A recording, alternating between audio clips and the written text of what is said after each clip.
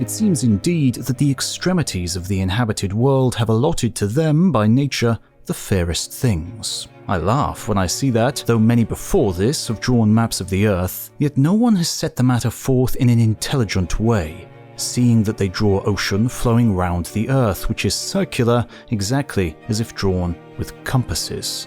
India is the most distant of inhabited lands towards the east, and in this land the animals, birds as well as four-footed beasts, are much larger than in other places. There is also gold in abundance there, some got by digging, and some carried off from ants. In this desert and sandy tract are produced ants, which are in size smaller than dogs but larger than foxes. There are some of them kept at the residence of the king of Persia. These ants then make their dwelling underground and carry up the sand, and the sand, which is brought up, contains gold. The Ethiopian land is that which extends furthest of all inhabited lands towards the sunset. This produces both gold in abundance and men who are of all men the tallest, the most beautiful, and the most long-lived. The rest of Libya, which is towards the west, is much more frequented by wild beasts and much more thickly wooded. For in the land of these are found both bears and venomous snakes and horned asses, besides the dog-headed men and the headless men with their eyes set in their breasts, at least so say the Libyans about them, and the wild men and wild women and a great multitude of other beasts which are not fabulous like these. Arabia is the furthest of the inhabited lands in the direction of midday, and in it alone of all lands grows frankincense. Frankincense they collect by burning the storax, burning this so as to produce smoke. For these trees which produce frankincense are guarded by winged serpents, small in size and of various colours, and they cannot be driven away from the trees by any other thing but only the smoke of storax. They have also a kind of sheep which are worthy of admiration and not found in any other land. The one kind has the tail long, not less than 3 cubits in length, and if one should allow these to drag these after them, they would have sores from their tails being worn away against the ground. But as it is, every one of the shepherds knows enough of carpenting to make little cars, which they tie under the tails, fastening the tail of each animal to a separate little car. These are the extremities of Asia and in Libya, but as to the extremities of Europe towards the west, I am not able to speak with certainty, nor do I know of the real existence of tin islands, from which tin comes to us. And secondly, I am not able to hear from anyone who has been an eyewitness, though I took pains to discover this, that there is a sea on the other side of Europe. Then again, towards the north of Europe, there is evidently a quantity of gold by far larger than in any other land. As to how it is got, here again I am not able to say for certain, but it is said to be carried off from the Griffins by Arimaspians, a one-eyed race of men. But I do not believe this tale either. However, it would seem that the extremities which bound the rest of the world on every side and enclose it in the midst possess the things which by us are thought to be the most beautiful and the most rare.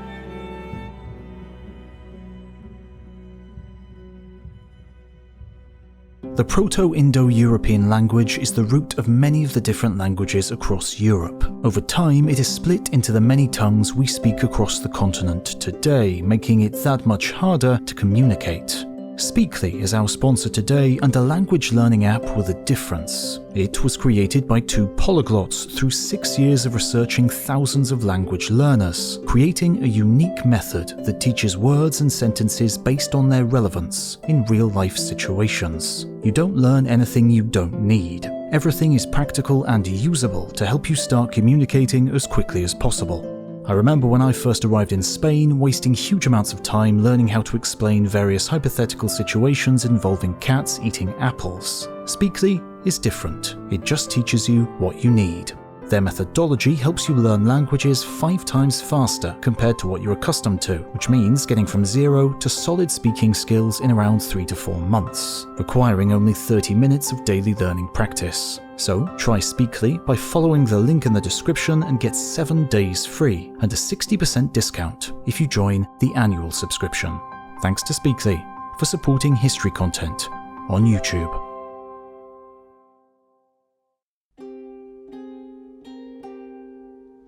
It pleased the Carthaginians that Hanno should voyage outside the Pillars of Hercules and found cities, and I set forth with 60 ships of 50 oars and a multitude of men and women, to the number of 30,000, and with wheat and other provisions.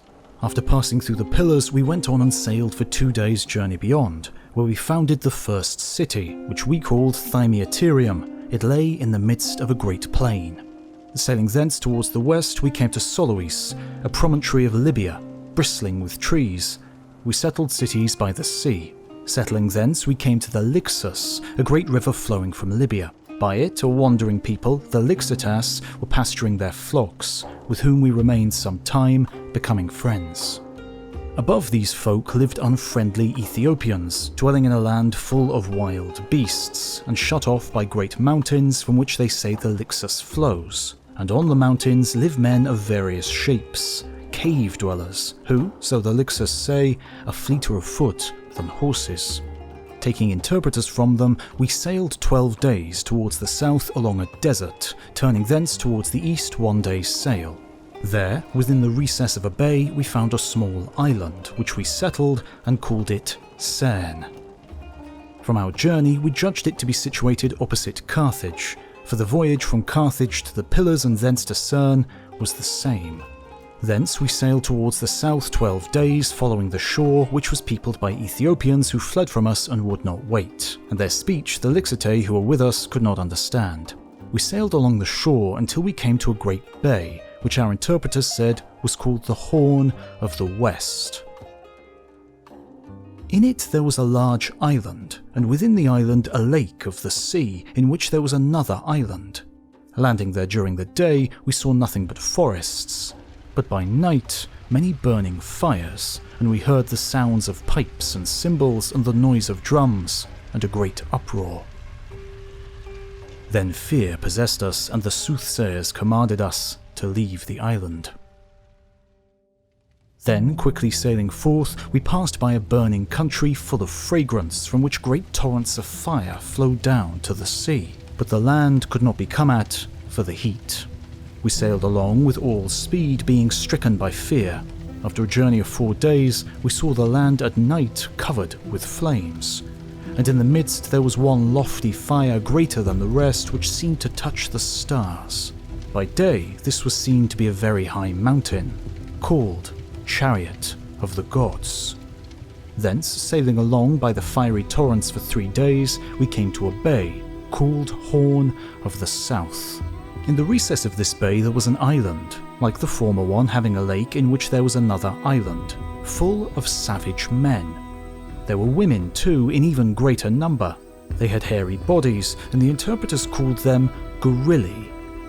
When we pursued them, we were unable to take any of the men, for they all escaped by climbing the steep places and defending themselves with stones. But we took 3 of the women, who bit and scratched their leaders and would not follow us.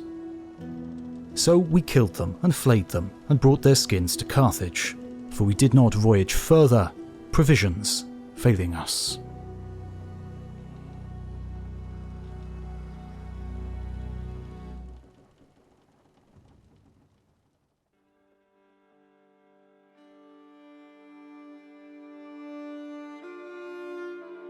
And now begin the states of the Suiones, situated on the ocean itself, and these, besides men and arms, are powerful in ships.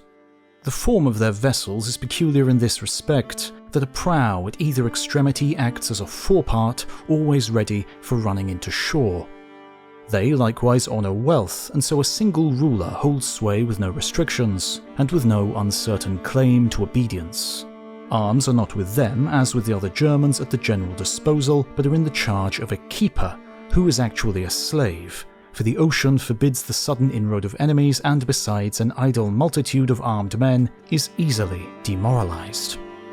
And indeed it is by no means the policy of a monarch to place either a nobleman, a freeborn citizen, or even a freedman at the head of an armed force. Beyond the Suiones is another sea, sluggish and almost motionless, which we may certainly infer girdles and surrounds the world, from the fact that the last radiance of the setting sun lingers on till sunrise, with a brightness sufficient to dim the light of the stars. Even the very sound of his rising, as popular belief adds, may be heard, and the forms of gods and the glory round his head may be seen. Only thus far, and here rumour seems truth, does the world extend. At this point on the Suevic Sea, on its eastern shore, washes the tribes of the Esti, whose rites and fashions and style of dress are like those of the Suevi, while their language is more like the British. They worship the mother of the gods and wear as a religious symbol the device of a wild boar.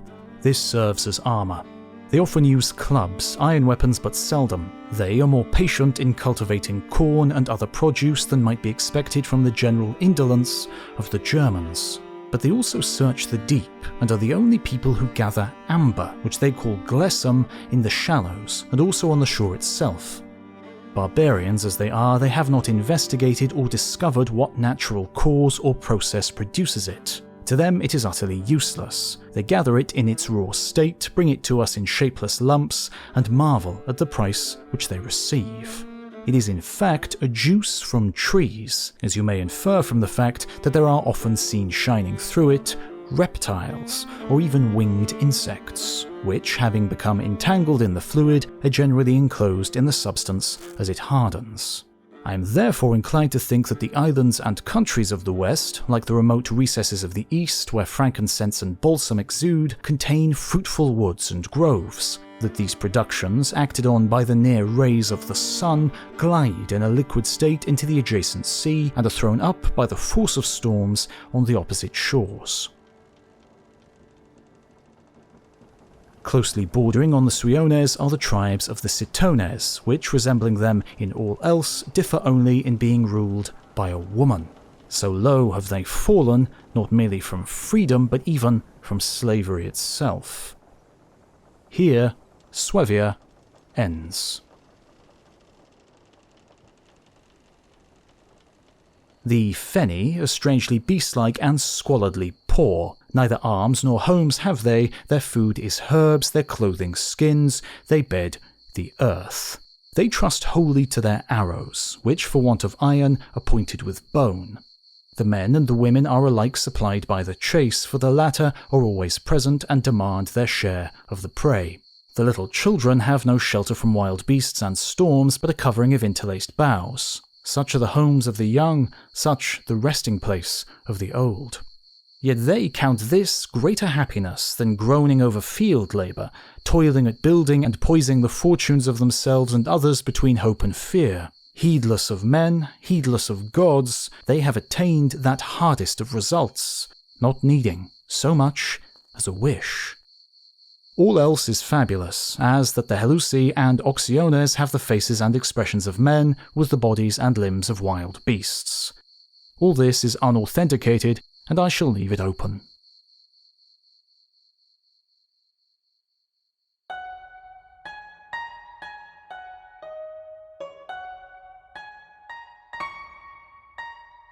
The country of Da Chin is on the west of the Great Sea, west of Ah Shi and Chao Shi.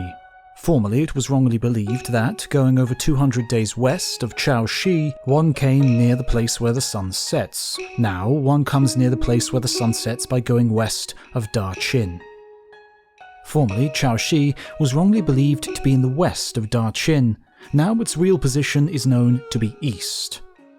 Formerly it was also wrongly believed to be stronger than Ah Shi. Now it is changed into a vassal state, said to make the western frontier of Ah Shi.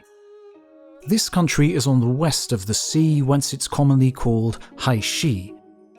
There is a river coming out from the west of the country, and there is another great sea. In the west of the sea there is a city of Alesan. At the city of Alesan, you travel by river on board one ship, then make a round at sea, and after 6 days' passage on the Great Sea, you arrive in Da Chin. There are in the country in all over 400 smaller cities. Its size is several thousand li in all directions of the compass. The residence of their king lies on the banks of a river estuary.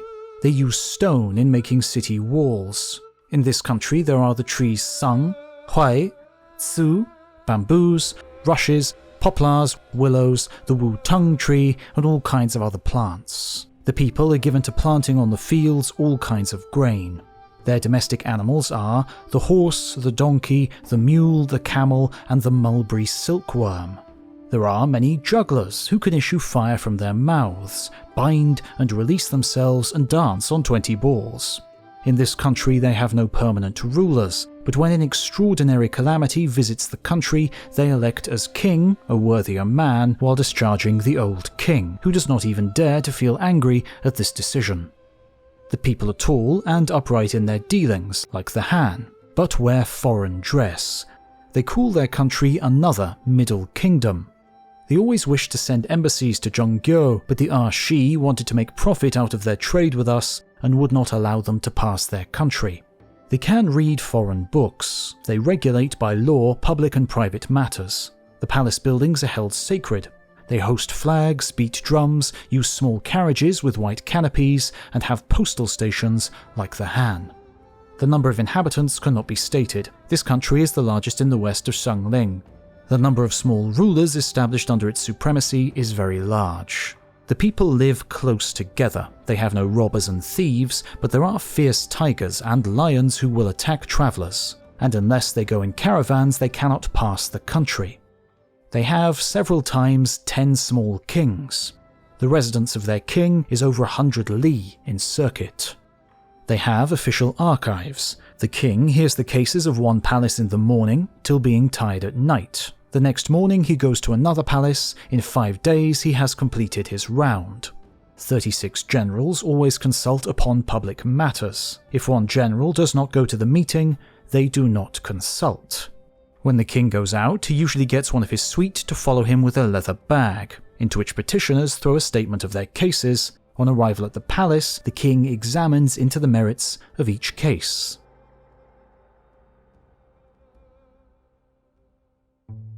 They use crystal in making the pillars of palaces as well as implements of all kinds. They make bows and arrows. They make gold and silver money. 1 coin of gold is worth 10 of silver. They weave fine cloth and say they use the down of water sheep in making it. It is called hai su pe.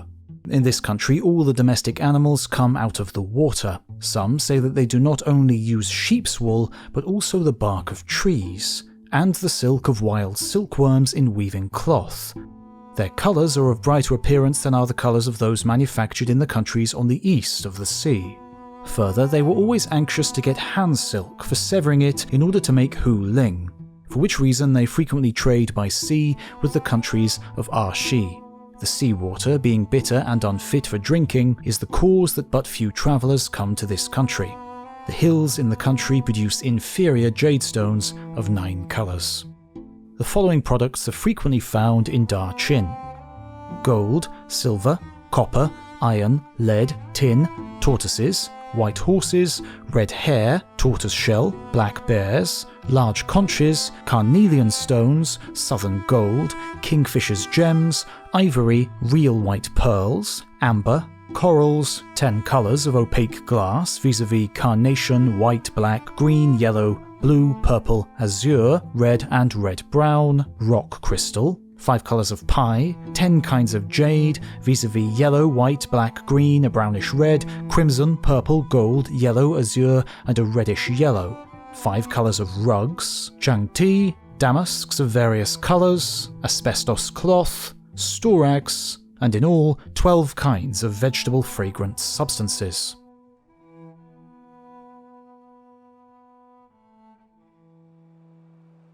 After the road from Da Chin has been performed from the north of the sea by land, another road was tried which followed the sea from the south and connected with the north of the outer barbarians at the 7 principalities of Chaoshi. And there was also a water road leading to Yichao and Yangchang. It is for this reason that curiosities come from Yangchang. Formerly only the water road was spoken of. They did not know there was an overland route. To the west of Da Chin there is the water of the sea. West of this is the water of a river. West of the river there is a large range of hills extending from north to south. West of this, there is the Chi Shui. West of the Chi Shui, there is the White Jade Hill. West of this, there is the Dark River, which is reported to be the western terminus of the world.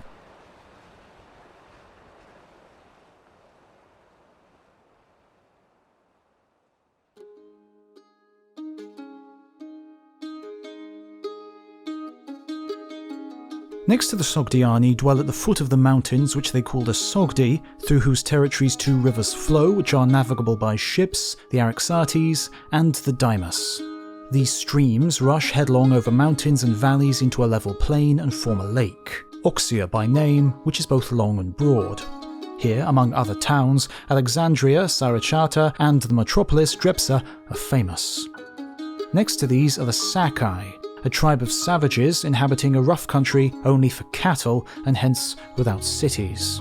It is overhung by the mountains Ascaminia and Comidus, along the base of which and through a village which they call Athenas Pyrgos, a very long road extends, which is the route taken by the traders who journey from time to time to the land of the Ceres.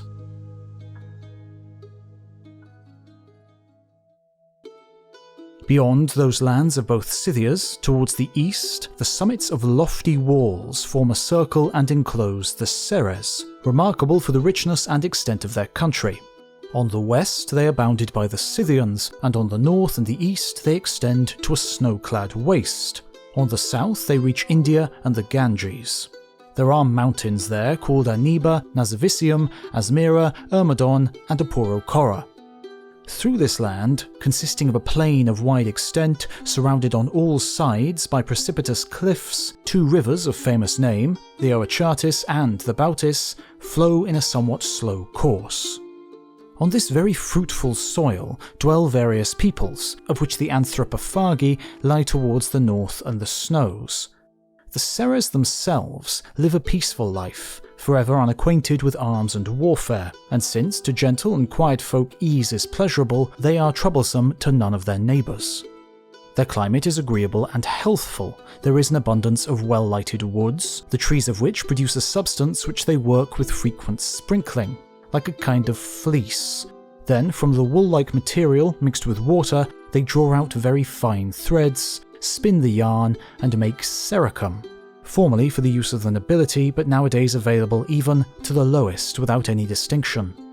The Ceres themselves are frugal beyond all others, live a quiet life and avoid intercourse with the rest of mortals. And when strangers, in order to buy threads or anything else, cross the river, their wares are laid out and with no exchange of words, their value is estimated by the eye alone. And they are so abstemious that they hand over their own products without themselves getting any foreign ware in return. Beyond the Ceres live the Ariani, exposed to the blasts of the north wind. Through their lands flows a river called the Arius, large enough to carry ships, which forms a great lake called by the same name.